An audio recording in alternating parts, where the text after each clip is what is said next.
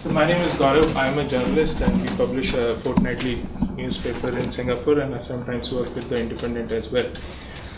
To add to what Gomez was saying, and Brahma, actually you were the only one who mentioned this. I'm going to play devil's advocate here.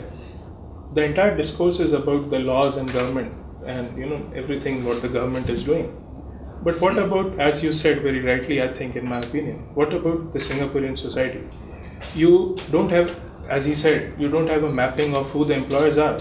But since 2000, as Kumaran said, since 2011, HDB is the biggest construction company in Singapore, right? The biggest, you are talking about capital and whatever. The most construction that is being done in Singapore is by the government. And that government is charging, and property prices is a big issue. Government is facing another election, and that's why all these measures have been put in place to bring down property prices.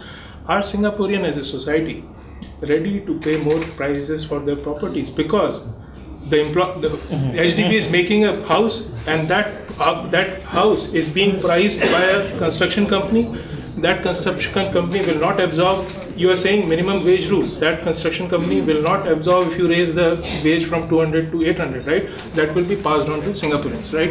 So is Singaporean as a society ready to have increase in property prices? First question. Second, because evidence is contrary to this, because you said there are 3 SPH journalists here. They keep doing stories on domestic workers. MOM, or I don't know which agency, they actually initiated a day off. All the maid agencies in Singapore say 70 to 80% of employers of maids are not giving that day off, right? So even if you have laws, but the society is not willing. I mean, you talk about, I come from India, I worked a lot for labor issues in India. If you insist that people should be paid, is society as a whole willing to give up that much, give more money to HDB for, because no matter what the finance minister said, we know that Singapore is not a welfare society, right? So whatever the increase in property prices, that will be absorbed by the consumers, not by the HDB. Government will not subsidize, right? So what I want to know is, as Brahma was saying, what kind of society, what do we want, right?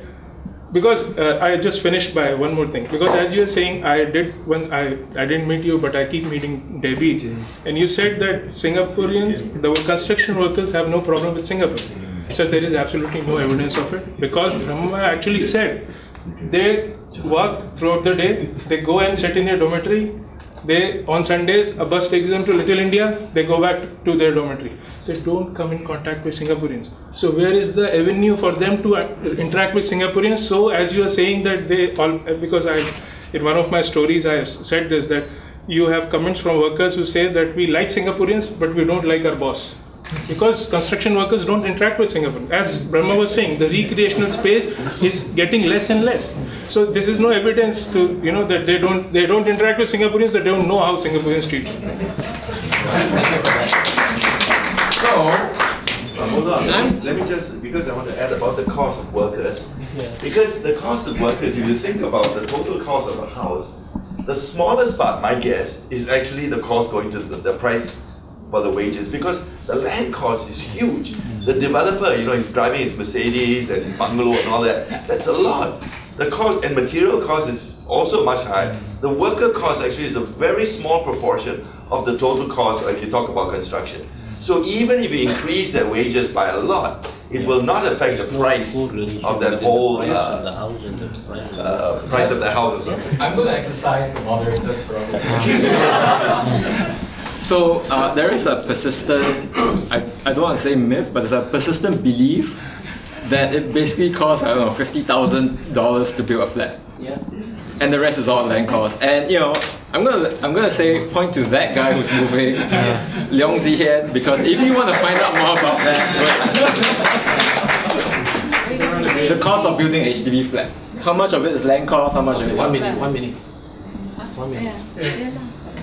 Actually, the price of the HDB flat has very little to do with the cost of construction or how much you pay the worker. Depends on how much the government wants to charge for land, which they have not told us for the last 29 years. But from all the crunching we can do, it's probably about 60% of the cost of the flats.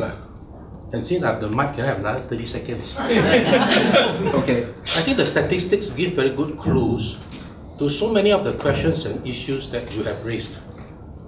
There are about more than 500,000 residents who earn less than $1,500.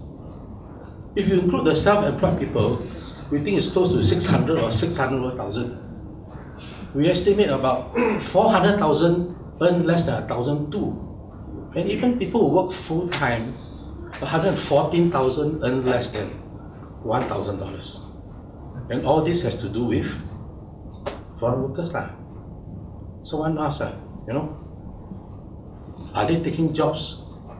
Look at the unemployment rate. Which job category has the second highest unemployment rate? Cleaners, laborers, and general workers. You know what's unemployment rate? That means the Singaporeans who were working as cleaners and laborers and general workers, when they lose the job, probably to a foreign worker, can't even get employed back into the same job. The highest one is sales and service workers. You know, Singaporeans don't want to be sales and service workers, and that has the highest unemployment rate. Yeah, I'm going to go already. Thanks very much for